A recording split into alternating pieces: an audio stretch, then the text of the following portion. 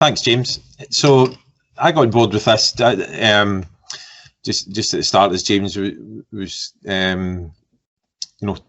showing me what the platform could do, and he was asking myself how this could work in the classroom. So, like any online platform, you want the pupils to be able to code as normal, with some tasks that you've set. But what I said to James was quite a good approach that we'd been looking at was the PRIM programming approach, which has come out of some research at King's College in London, where the pupils will, you can set them some tasks where they've got to predict how code will run.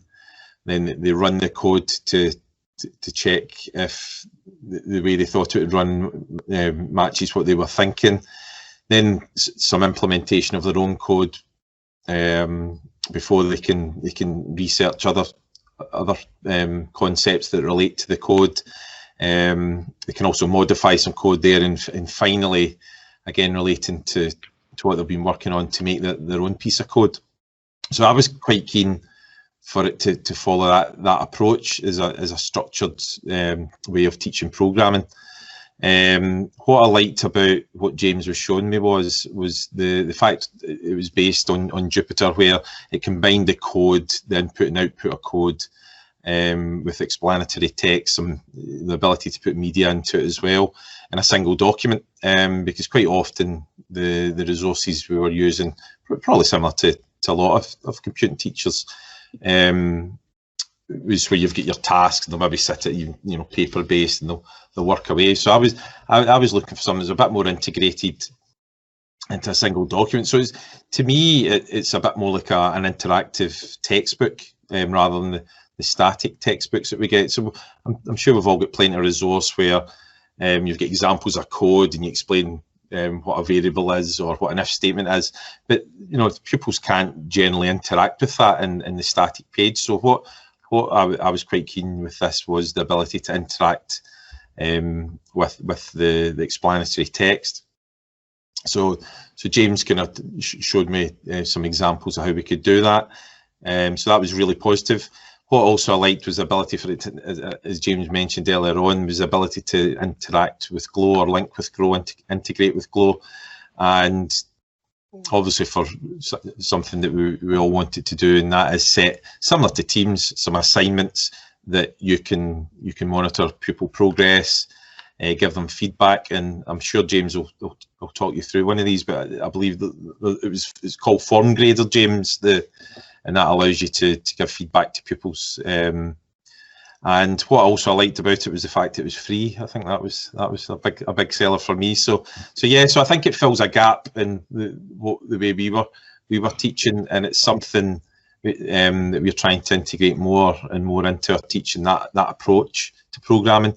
And I don't know what everybody else does, but we teach Python from S3 all the way through to advanced higher. So it can get progressively harder, the tasks you give. And also, I believe it links to GitHub as well.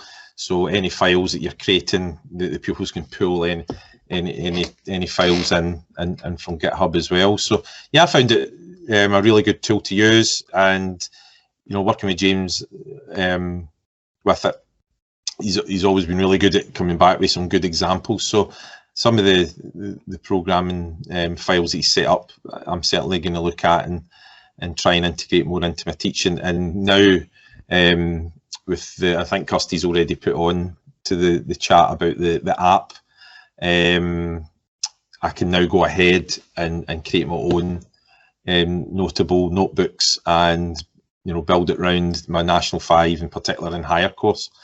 And I don't know if anybody's, I think we had a chat, James, about DPIAs through the week and some of the complexities. So I don't know if that's something that folk might bring up during this session, but it's certainly another consideration how to fill one of them in as well. That's me. Yep. Don't know if you've got anything else to add there, James, or any questions.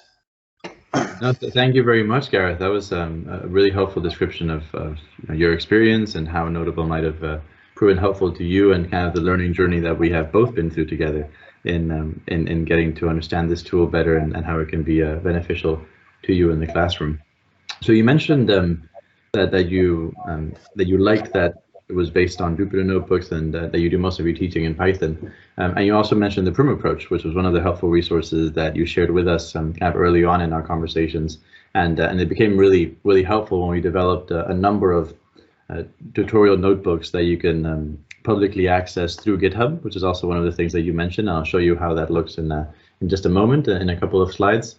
But what that allows you to do is to upload any type of data set or computational notebook onto a URL, and that URL can then be used like you would use a Google Doc sharing URL with other users of Noteable. So that I'll show you how you can, with one click, find a pop-up box to put the link through, and then that will give you the data that's held within that URL on GitHub.